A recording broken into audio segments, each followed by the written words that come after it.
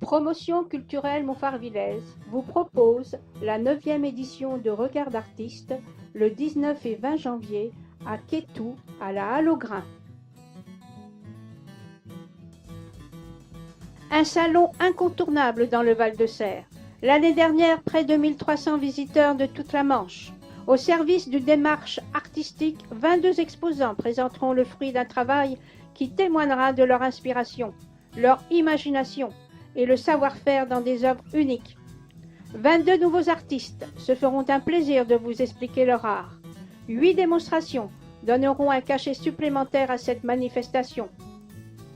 Vous découvrirez de l'artisanat népalais, une artiste textile, 3 créateurs, bois, papier, polymère, 3 dessinateurs, bande dessinée, pastel et caricature, un graveur, un photographe, 7 peintres, aquarelle, porcelaine, huile et acrylique, un plasticien, 2 céramistes, 3 sculpteurs, céramique, grès et métal.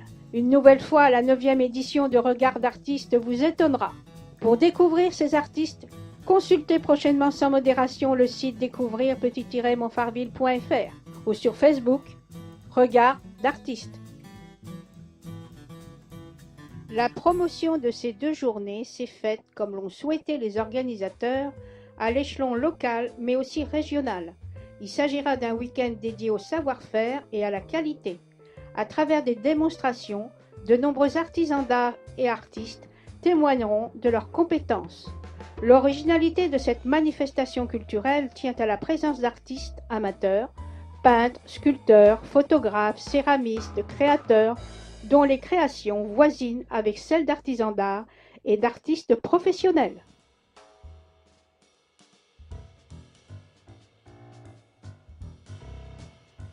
Vous pourrez découvrir cette année donc de l'artisanat népalais avec l'association Babuko Asha. C'est une association de la loi 1901 créée le 3 janvier 2003, représentée ici à Regard d'artistes par sa présidente Jocelyne Bittard. Son objectif principal, venir en aide aux enfants défavorisés du Népal pour l'éducation. Une action de parrainage qui s'inscrit sur le long terme. Nous les accompagnerons jusqu'à leur entrée dans la vie active. Une artiste textile, Lise Renaud, présente son épicerie fil, Austrie couture, pisciculture, légumes ayant poussé en permaculture et d'autres aliments ou objets usuels filandreux. Chaque œuvre est en tissu retravaillé, cousu, repeint, parfois brûlé, dans un souci d'hyperréalisme. Le travail s'apparente à de la sculpture textile et l'accent est mis sur la couleur et la matière pour un résultat que le public qualifie toujours de bluffant. Un créateur, Sébastien Bédoué, sa démarche, réaliser des objets fonctionnels et décoratifs, lampes, cadres, figurines, statues, meubles et bien d'autres, à partir de matériaux récupérés principalement sur les plages. Ces défis, utiliser le moins d'outils électriques possible et surtout aucune colle. Utiliser la totalité de la matière première. Un créateur, Véronique Leboucher. Véronique Leboucher est un artisan papier, travaillant exclusivement avec d'authentiques originaux. Entre ses mains, les vieilles pages se transforment en objets vintage de papeterie et de maroquinerie. Elle coupe, crée, transforme, compose, coud et assemble. Chaque collection est unique. Un créateur, Polly Nouna, réalise des bijoux contemporains fabriqués en Normandie. Elle travaille l'argile polymère en lui redonnant ses lettres de noblesse dans les imitations de matière et la confection de bijoux. Un dessinateur, Isabelle Monnier.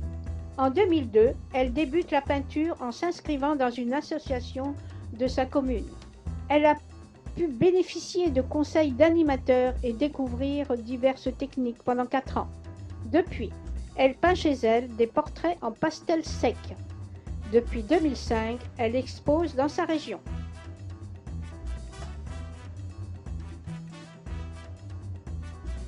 Un dessinateur, Fabien Coispel, dit Pioc. Pioc est né en 1984. Il dessine tout d'abord dans les fanzines à partir de 2009, puis réalise en solo Ne brûlez pas Maurice Pochon, paru en 2014. Il publie en parallèle différents livres pour enfants. En 2018, il publie La montagne escarpée aux éditions Grard. Un dessinateur, Alfred Mouchel, collaborait à de nombreux journaux et revues, notamment La Manche rurale, Le Réveil de la Manche et La Presse de la Manche. Il était un caricaturiste réputé.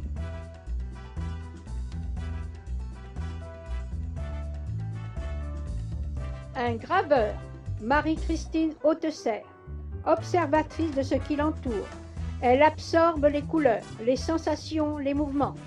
De ce mélange naissent des images qu'elle transcrit principalement en gravure. Elle aime creuser la plaque, expérimenter, imprimer. Un photographe, Laurent Selle, graphiste de profession, photographe par passion. De tout temps bercé par l'image, il est passé de la photo de paysage au graphisme urbain et aujourd'hui à la photo de rue, domaine qui lui permet au mieux d'exprimer sa créativité par sa grande diversité de sujets et de situations. Un peintre, Reine Baudet, est passionnée depuis toujours par le dessin. Elle réalise principalement des portraits au crayon et à l'aquarelle. Son univers, c'est une base de crayons classiques où viennent exploser des couleurs. Un peintre sur porcelaine, Florence Hérald, puise son inspiration dans les fastes exubérantes des ors de l'Orient. Florence Hérald fond ses silhouettes dans une profusion de graphismes sur des plaques de porcelaine qu'elle peint avec des émaux. Sa technique, très rare, n'est utilisée que par une dizaine d'artistes dans le monde. Un peintre, Frédéric Janssen, passionné d'art plastique, ce peintre s'investit dans les créations modernes, voire d'avant-garde. Un art pictural plein d'imagination, devant lequel le visiteur laisse vagabonder son imagination créative. Il puise toutes ses recherches dans l'abstrait. Sa recherche exclusivement orientée vers la couleur nuancée à l'extrême apporte à ses toiles une transparence subtile qui capte la couleur.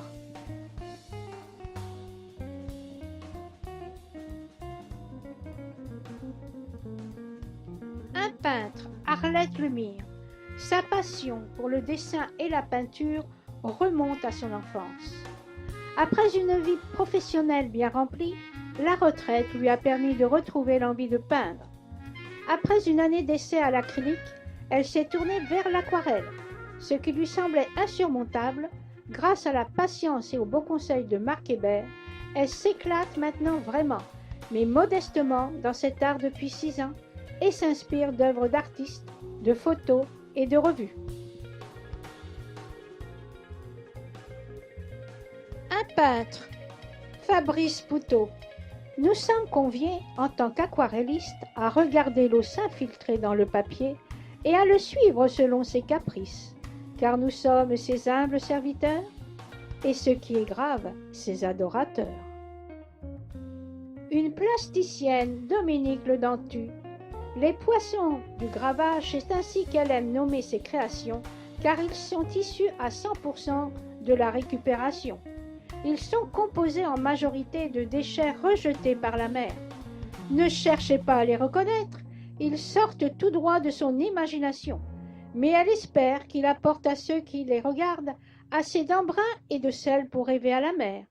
Mais au-delà de ce côté esthétique, ils sont également à ses yeux des ambassadeurs pour un plus grand respect de la mer.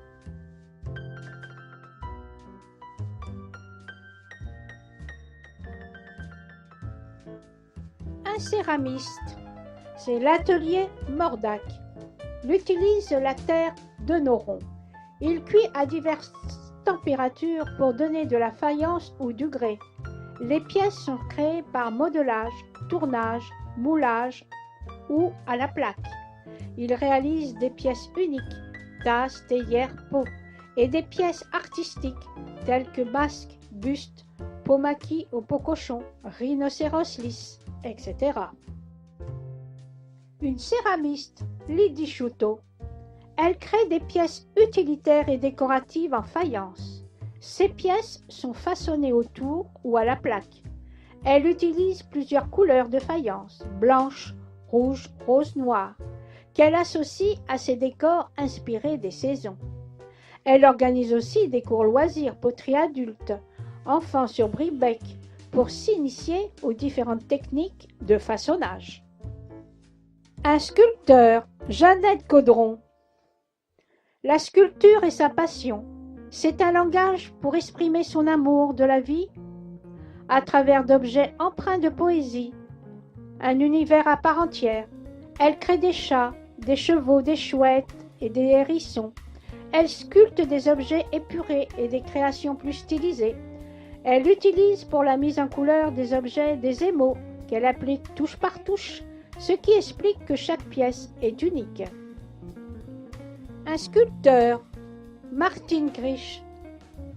Autodidacte jusqu'en 2003, elle a ensuite partagé la peinture, la sculpture, puis le travail de l'argile et de la céramique au sein des petits pinceaux de la ferme des Flottes et des Beaux-Arts. Ses amis la bousculant et l'encourageant, elle a accepté de donner à voir ses réalisations, sans oublier de créer pour le plaisir. Un sculpteur, Philippe Elie. Chaudronnier de métier, il pratique la pêche plaisance et il aime le bricolage. Il est venu à la sculpture métal en fabriquant des pièces destinées à sa décoration personnelle. En discutant avec des artistes lors de visites, balades et marchés, ceux-ci l'ont incité à participer à des expositions.